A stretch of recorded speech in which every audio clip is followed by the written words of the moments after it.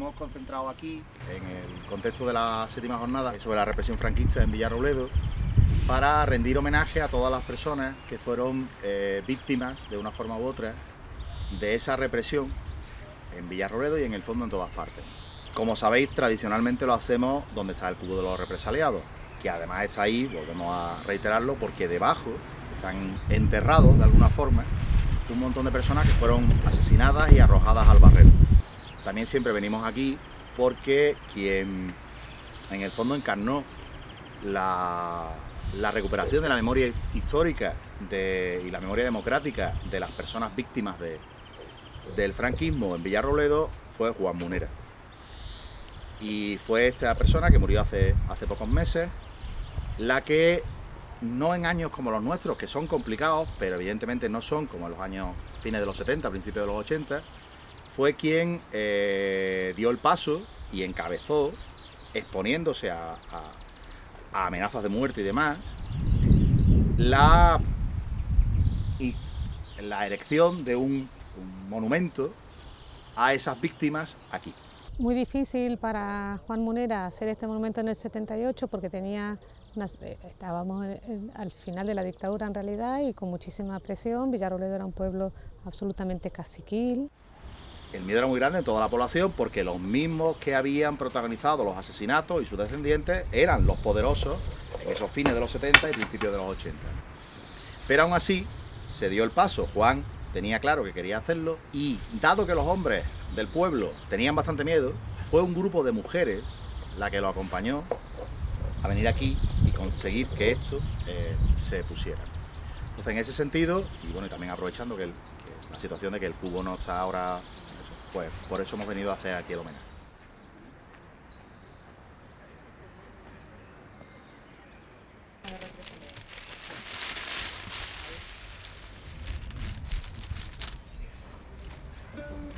Atados, los desgraciados, unos antes, otros luego. Unos fueron a la zanja y otros fueron al barrero. La noche de un 17 de abril, a las 12 los tiraron. 5 hijos crié, sin dinero, sin consuelo, mejorando lo presente, la honra de Villarrobledo. Y al pobre de mi marido lo tiraron al barrero. Si queréis saber su nombre, se llamaba Braulio Jiménez Moreno. Estamos aquí por seguir con el recuerdo que tanta tierra nos han querido echar encima, por no olvidar a estos héroes que no llevaban capa y luchaban por la libertad, que yo no puedo decir que lo he vivido porque soy bastante joven, pero siempre me queda ese recuerdo entrañable de esa gente que luchó por la libertad, de una democracia real, que dejaron su vida, sus familias, las mujeres mitigadas por esos maridos que mataron, hermanos, hijos, nietos, y siempre tenemos que estar aquí porque esto no se puede olvidar, porque si las generaciones venideras, que como bien ha dicho Casimiro, somos la próxima generación sin miedo, si nosotros dejamos esto pasar, estamos obcecados a que se vuelva a repetir, y lo estamos viendo en el auge fascista que tenemos en España hoy, en 2019. Entonces hay que apoyar los actos de memoria histórica, hay que desenterrar cunetas y hay que hacer ver que la gente que no fue una guerra civil, fue un golpe de Estado hacia la democracia. Me sienta muy mal, a mis 60 años casi, todavía estamos hablando de guerra civil. O sea, nos ponemos en igualdad de condiciones con el contrincante, cuando no es así. Aquí hubo un alzamiento militar y hubo alguien que defendió lo que estaba en vigor, igual que ahora, y hubo alguien que se sublevó. Eso no lo saltamos. Entonces hay mucha gente joven que, como si dijéramos, la guerra civil, pues se pelearon unos contra otros. La idea del franquismo, que es considerada la falange del fascismo, es una sociedad básicamente viril y de mujeres subordinadas a esa posición. El franquismo tuvo un pseudo teórico psiquiatra que se llamaba Vallejo Nájera y que dice, solo para que tengáis una idea sencilla de lo que dice este hombre. Recuérdese, para comprender la activísima participación del sexo femenino en la revolución marxista, su característica, la habilidad psíquica, la debilidad del equilibrio mental, la menor resistencia a las influencias ambientales, la inseguridad, sobre todo el control de la personalidad. Cuando desaparecen los frenos que contienen socialmente a la mujer, entonces despiértase en el sexo femenino el instinto de la crueldad y rebasa todas las posibilidades imaginables. precisamente por faltarle las inhibiciones inteligentes y lógicas. Esa es la idea del franquismo. Por eso hay también una represión sexual, una represión a las mujeres por el mero hecho de ser mujeres. Que ellas nunca hicieron nada, que la inocencia más pura es de 13 condenadas del Paseo de Extremadura.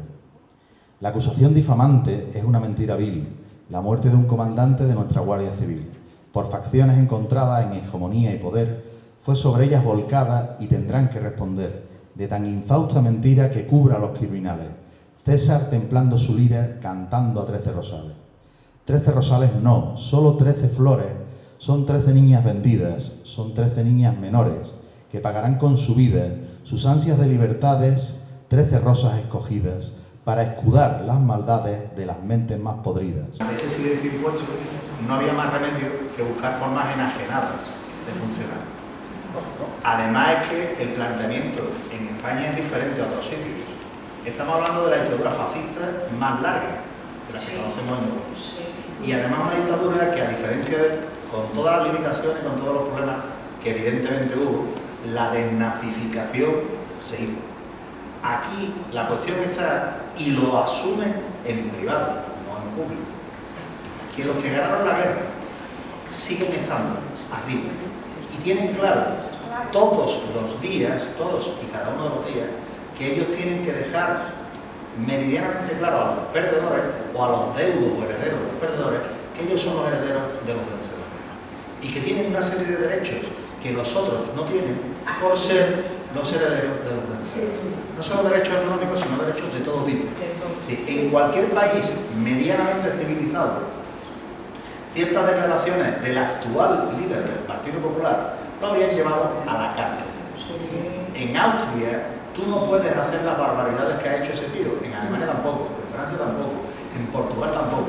Y aquí sí, porque seguimos siendo una anomalía histórica. La mal llamada transición, que como dice el señor Evaristo, era un timo de colores que el fascismo nos dejó. Y es cierto, el fascismo, yo desde mi punto de vista, nunca se ha ido.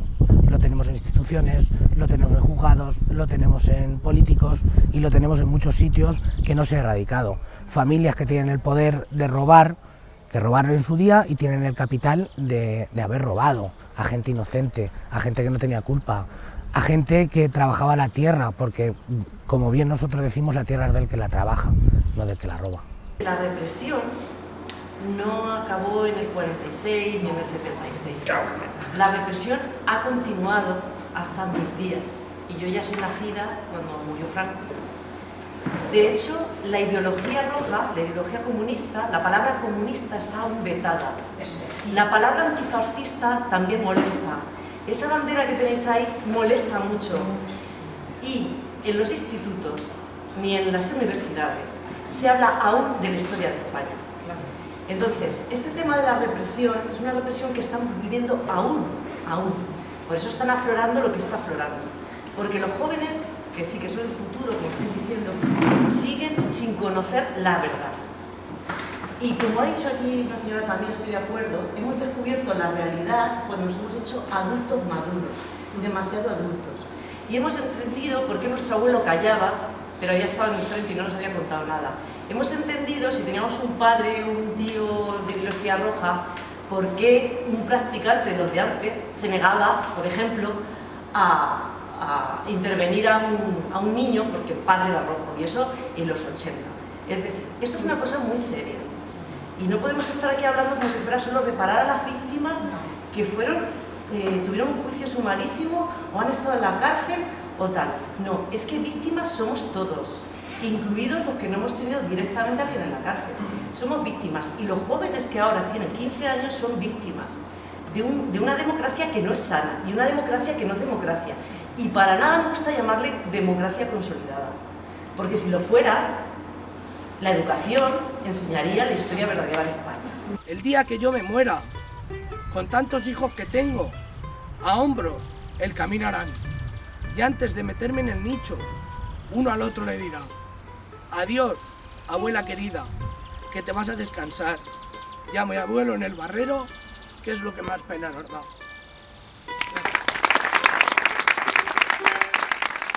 Casimiro, cuéntanos qué es el barrero. Pues el barrero eran como pequeñas minas a cielo abierto, de unos 3 metros de diámetro o así, y empezaban a excavar para sacar barro. Dependiendo del barro que sacasen, si era amarillo hacían las famosas tinajas de Villarrobledo, y si era rojo lo aprovechaban para hacer tejas. Entonces, a cielo abierto, pues eran unos 3-4 metros de diámetro y empezaban a excavar para abajo. Y luego ese barro continuaba por debajo como por galerías, por vetas. Entonces continuaban para allá, para todos los sitios, y luego si había otro barrero a 200 metros, claro, seguía la misma veta en dirección contraria y se llegaban a comunicar. Entonces a los fascistas se lo pusieron en bandeja, lo de la fosa. No tuvieron que cavar, no tuvieron que picar, no los tuvieron que ocultar para nada. Lo único que hacían era tirarlos y después tirar bombas de mano para asegurarse. Porque incluso se dio el caso de que tiraron a una persona viva y como todos se comunicaban, salió por otro y fue a esconderse a casa de su hermana y fue su propio cuñado el que lo delató y entonces ya se aseguraron de tirarlo muerto para que no saliese de nuevo. Juan Munera nos dejó un legado muy breve, dejó aquí, él lo titula Recuerdos de mi infancia, que tiene 2 partes este recuerdo. Este legado que hizo lo escribió él, es muy breve y no lo quiso publicar en vida suya, lo confió aquí a nuestro compañero Casi y cuando con la instrucción de que cuando falleciera lo publicara. Entonces, dentro de las partes, primero viene una parte que es una parte de denuncia, una parte muy valiente y muy delicada, donde describe hechos muy graves y también pone incluso nombres de los criminales. Y luego viene otra segunda parte donde describe cómo se logró montar esto aquí. Entonces, sin más rollo, voy a leer una parte de cuando él empieza a construir esto. Bueno, vamos a ver. Esto era el día de los Santos. Llegamos mi mujer y yo a la boca del barrero. Y vi como unas mujeres con las cabezas tapadas, con un chal, tiraban unas flores y se iban corriendo. Y llegó Palmiro y me dijo: ¿qué haces aquí, Juan? ¿Estás loco? Vámonos de aquí, que hay mucho peligro. Y le dije que yo no me voy, y él se fue. Y yo le dije a mi mujer: no te muevas de aquí, que voy a casa y vuelvo corriendo. Y cogí el Cristo Nuestro Señor y una cruz, y le puse 3 bombillas y una pila grande. Y llegué y lo puse encima de las piedras que había en la boca del barrero.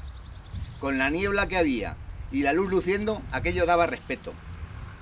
Se ve que algún fascista lo vio y se lo dijo al cura.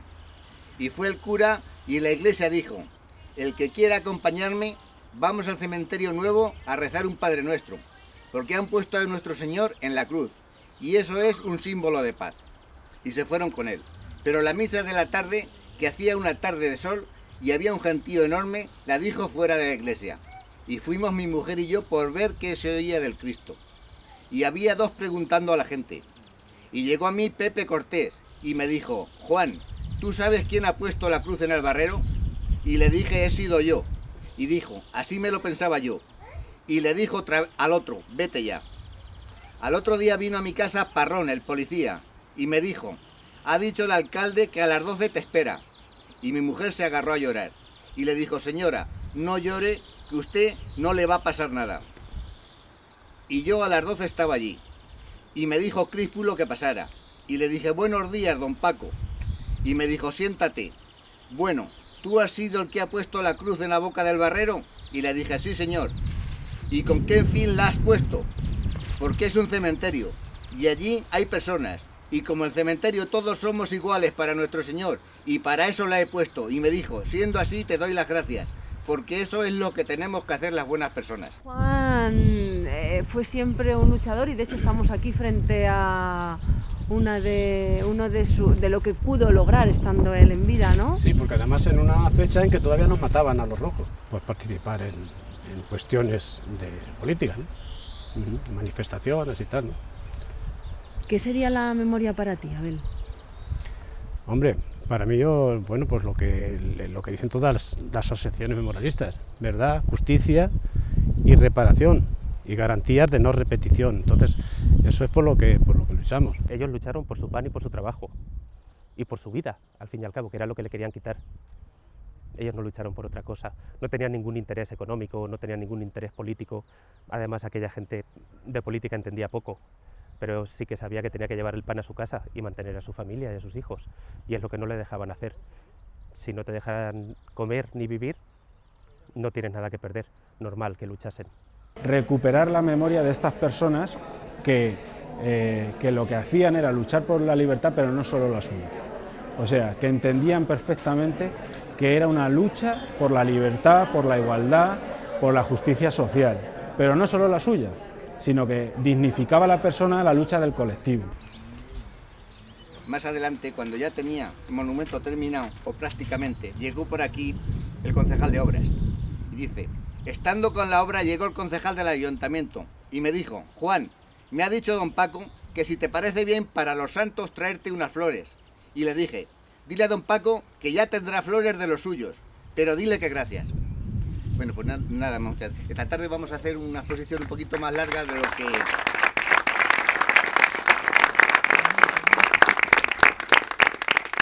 Juan era de izquierdas, pero él estaba muy significado religiosamente, era creyente y su padre también, y para él, quizá por eso se consiguió, porque aquí en vez de poner una cruz, pone una hoz y un martillo, seguramente no lo hubiera conseguido. Él le tenía un estigma muy grande con que su padre fue enterrado sin la dignidad que le correspondía por cristiano que era. Aún así, no, ya habéis visto cómo relata lo del cura. Con la Iglesia Católica no parece que tenía porque también le tenía resentimiento. Esa fue la primera traición que hizo la Iglesia Católica sobre muchos de sus seguidores, que a pasar de ser rojos también eran cristianos. Así que, pues nada, muchas gracias. Era un hombre muy noble, que era muy poco dado a homenajes, y por eso no se le han hecho más. Quizá por eso se le haya hecho ahora después de faltar, porque en todas las jornadas siempre hemos tenido algún gesto con él y demás, pero él no quería ser protagonista. Él siempre trabajaba, digamos, por detrás. Iba a su ritmo, a su marcha, pero él no quería ser protagonista de grandes homenajes ni ser centro de atención. Pero la verdad, en este tema Juan ha hecho una labor impresionante. Por destacar algunos momentos, él ha llegado a dormir aquí en el cementerio, porque él, como aquí en los pueblos nos conocemos casi todos por apodos, a él le decían caguetas, y además muy orgulloso de que le llamasen así.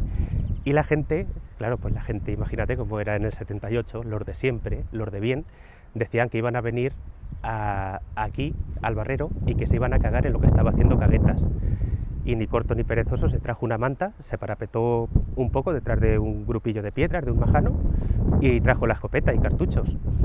Y se vino aquí a dormir varias noches. Y como he echado muchas tardes hablando con él, digo: Juan, pero ¿hubiese llegado a disparar? Dice: no lo dudes, no le hubiese dado tiempo a bajarse los pantalones. Y bueno, anécdotas de esas así, por ejemplo, estaban poniendo los faroles que tenemos aquí detrás de nosotros, y vino un falangista, amigo, y se lo quería llevar. Venga, Juan, vamos a tu casa. Espérate que ponga los faroles. ¡Ya! Y al final, bueno, los puso ahí un poco como sea y lo acompañó a su casa. Y al llegar a su casa se lo dijo. Dice: ahora que hemos llegado aquí y estás a salvo, te lo digo. Había 3 esperándote en la puerta del cementerio para acabar contigo. Dice: por eso era la prisa de venir y de acompañarte. Hablas del temor y del miedo. Casualmente a ti te han amenazado de muerte. Sí, cuando nosotros pedíamos pues que el ayuntamiento afrontase la aplicación de la ley de memoria histórica, entendiendo que el monumento había que derribarlo porque no cumplía la ley de memoria histórica, pues en ese espacio se caldea un poco el ambiente, y yo me estaban haciendo una entrevista para Antena 3, y mientras que se preparaba la entrevista recibí amenazas de muerte de 2 personas que estaban con el Partido Popular, estaban en el corrillo del Partido Popular, y que claramente dijeron que iban a venir y nos iban a matar. Incluso uno dijo: yo traigo mi escopeta, te pego 4 tiros. Le pregunté, le dije: ¿usted me está amenazando? Y dijo: sí, directamente. Y otro que dijo claramente: yo vivo ahí enfrente, desde mi ventana lo veo y tengo un rifle muy bueno con el que le voy a disparar. Fuimos a juicio y el juicio lo gané. Que nuestro expresidente, y que tantos momentos de gloria ha dado al intermedio, Mariano, tiene textos escritos por él en prensa en los fines de los años 80, cuando todavía era, digamos, estaba ahí trepando, en los que defiende planteamientos calcados a los que defendía Vallejo Nájera, evidentemente con un lenguaje mucho más suavizado, pero planteaba que las personas de bien, que es lo que le gusta decir a esta gente, ¿no?, la gente de derecha, son mucho más capaces, mucho más inteligentes y demás. Como él además era gallego y venía del sitio de donde el fascista Manuel Fraga se forjó, Este que hoy en día está considerado como otro luchador por las libertades, como Adolfo Suárez y como toda la chusma fascista que ensangrentó este país durante años. Pues esta gente que estaban allí, recordemos que cuando hicieron un tongo absoluto en unas oposiciones a la Xunta de Galicia y todos los del grupo A eran familiares, amigos y demás de ellos, no solo, cuando los sindicatos lo denunciaron, no solo no dieron marcha atrás, ni nada por el estilo, sino que lo justificaron diciendo que su familia, los familiares de la gente, de las direcciones del PP, eran más inteligentes. Es decir, ellos, ese espíritu de superioridad, de supremacismo, que es como se llama, siempre lo han mantenido. Y por el otro lado, por el lado que está ahora mismo pegado a la pared, aparte del tema de David y eso, están los nombres también de los que estuvieron en Mauthausen. No todos, no todos, sí, pero están los muertos en Mauthausen. De hecho, se quiere hacer Casimiro. Esto aquí está vuestra semilla para continuar vuestra gesta, porque nuestra palabra, nuestro canto no son neutrales, como no es vuestro ejemplo. A golpes hemos vivido, con nuestros cantares clandestinos, agitando las conciencias, removiendo los corazones. Los iracundos ojos de la muerte te miraron aquellas noches, porque exigías el pan para los pobres. Por eso nuestro canto no es neutral. En este tiempo, en esta hora, que algunos quisieran de cacerías, aún tenemos las enseñas levantadas, negándonos a volver a los caminos ya transitados. Gracias. La verdad, en función de eso, de evitar que el fascismo, lo siento, vuelva a renacer, porque está renaciendo, porque precisamente por esas acciones, porque en definitiva no hemos logrado tener, lo siento, esa fuerza para decir, oye, no, aquí tenemos que llegar a este compromiso, tenemos que llegar a un compromiso político para que haya reparación y justicia para las víctimas, pero también mirar el futuro de las futuras generaciones, de los jóvenes, que puedan ir tranquilamente por la calle y puedan decir, oye, yo soy de izquierda o soy de derecha, pero sin que por eso vaya a peligrar su vida.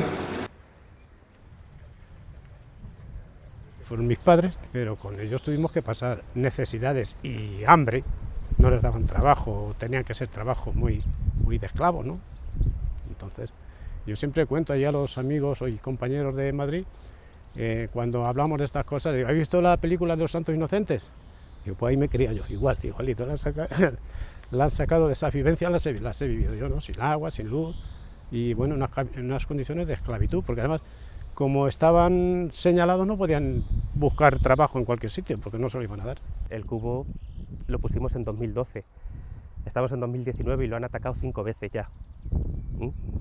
Pintura, esvásticas, Viva Cristo Rey, dianas, han pintado también, SS de los alemanes, o sea, vamos, cualquier cosa. Ellos, el monolito que erigieron con mano de obra esclava, todo dicho sea de paso, lleva 80 años y no ha recibido ningún ataque. El pasado nos amenaza como un fantasma otra vez, en momentos en que creíamos, hombre, que estábamos ya en el siglo XXI y que ciertas cosas quizás no podrían volver, pero estamos viendo cómo hay gente que está en órganos de gobierno, que está en la administración, que están pidiendo listas de funcionarios. Estamos viendo gente que está diciendo públicamente, gente de la ultraderecha, está diciendo que la gente de izquierda son esa gente que no se ducha. Y esa gente que es la chusma, y claro, evidentemente con la chusma luego pues se puede hacer cualquier cosa, ¿no? La deshumanización del enemigo es el primer paso para su eliminación, ¿no? o para tomar medidas que no sabemos las que pueden ser. El otro día en Albacete hubo en la Diputación, en un lugar público, una charla donde se defendió que la homosexualidad era una enfermedad, ¿no? Que es prácticamente lo que decía Vallejo Nájera, pero aplicado a otro colectivo. Entonces yo creo que este tipo de jornadas son fundamentales, son muy importantes y yo creo que deben tener no solamente un efecto informativo, sino movilizador. Y ahora mismo nuestra principal trinchera son las elecciones. Entonces yo sé que muchas veces es difícil meter el voto en el sobre y no siempre nos convencen las cosas, pero ahora mismo nuestro recurso para que esos energúmenos que están diciendo esas cosas, ¿no? Para esos nuevos Vallejos Nájeras y esos nuevos carlistas, ahora lo que pasa es que los carlistas se han quitado la boina roja, aunque por aquí había unos cuantos, ¿no? Pero los carlistas inteligentes se han quitado la boina y se han quitado la camisa azul y luego las flechas y van con traje de Armani. Y han modificado ligeramente su discurso, pero están ahí. Entonces podemos hacer dos cosas, ¿no? Es decir, bueno, pues que sigan adelante o marcar fronteras. Y ahora mismo yo creo que la frontera se marca con el voto. Y luego ya veremos. Bueno, hay una anécdota que iban aquí mi madre, siendo jóvenes, ya se tuvieron que largar mi abuelo y mis tíos, que fue uno de los fundadores del Partido Comunista aquí en Villarrobledo, y entonces se quedaron solas y bueno, pues tuvieron que irse a trabajar al campo, ¿no? Y eso de ir a pedir agua a la finca de al lado y decirles que para los rojos no hay agua, ¿no? Se les negaban hasta el agua. Son los mismos nazis que hicieron los experimentos en Alemania, o que hicieron las barbaridades que hicieron en Italia, o que aquí durante 40 años jugaron a ser dioses. Son los mismos que están ahí, porque entre otras cosas lo que no podemos perder de vista es que aquí no ha habido un verdadero cambio, ayer lo he comentado, aquí no hubo ni desnazificación ni nada por el estilo. Aquí esta gente han seguido arriba. Y han estado bien mientras no han tenido demasiados problemas, haciendo como que eran presentables, pero ahora han sacado su lado más duro. Y ahí tenemos, pues eso, boina roja o otra serie de cosas que también pasan en este pueblo. Sí, aquí están haciendo ya cosas, digamos, violentas o amenazadoras, podríamos decir. Una de las cosas que yo achaco de ese miedo y de esa represión primero fue porque en la Revolución de Asturias fue, yo tengo entendido que el único, pero dicen que también algún pueblo más, de los que fuera de Asturias se levantaron en armas, ¿no? A la llamada de la Revolución de Asturias, ¿no? Del 34. Entonces después hubo tal represión, ¿no? que bueno, pues metieron el miedo en el cuerpo a todo el pueblo, ¿no? Yo creo que lo primero que hay que hacer es no tenerles miedo, aprender de cómo esta gente, nuestros antepasados, los nuestros, no los suyos, los nuestros, los que defendieron los ideales que hoy en día defendemos mucho, no les tuvieron miedo y le plantaron cara.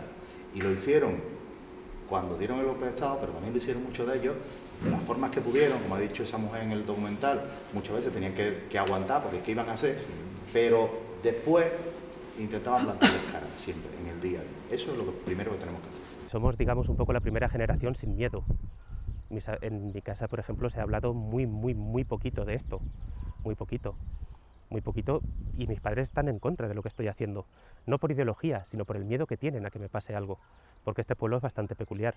Aquí, por supuesto, he recibido amenazas de muerte, amenazas de todo tipo. Sobre los ríos de sangre, la noche vuelca la escarcha, y entre grises nubarrones se viste de luto el alba. En una fosa común se fundieron con la patria, en una fosa común esperarán el mañana, en un resurgir de rosas por 13 rosas forjadas. El colectivo con el que trabajo son unas 112, 113 mujeres. Interesante ver también que entre las víctimas de Villarrobledo, en la represión, que son cerca de 700, hay un número muy alto de mujeres y un número elevadísimo, un porcentaje elevadísimo de penas de muerte y muertes extrajudiciales y muchísima gente que murió en las cárceles. Murió en las cárceles por palizas y por maltrato. Hay un hecho que a mí personalmente, para mí tiene mucho significado y tal vez en mi subconsciente estaba en el momento en que me decido a investigar sobre víctimas represaliadas en Villarrobledo, porque yo vengo de una ciudad, Tucumán, en Argentina, donde hay un pozo como el Barrero, un pozo donde la dictadura argentina intentó ocultar cientos de cadáveres de personas que habían sido detenidas y asesinadas después de ser torturadas en campos clandestinos de detención. Ese pozo, que se llama el Pozo de Vargas, a diferencia de lo que pasa aquí en España, el Pozo de Vargas, el pozo de mi tierra, sí se ha excavado. Del Pozo de Vargas ya se han sacado cientos de cuerpos, se han identificado cientos de cuerpos de represaliados, entre ellos una persona que pertenece a mi familia. Entonces siempre pienso que hay como un lazo inconsciente que me ha llevado a volcarme a intentar trabajar sobre los pozos de Villarrobledo, que previos a a la historia de lo que pasó en Tucumán, pero que reproduce las mismas prácticas y la misma violencia institucionalizada desde las dictaduras fascistas, aquí en Argentina o donde sea.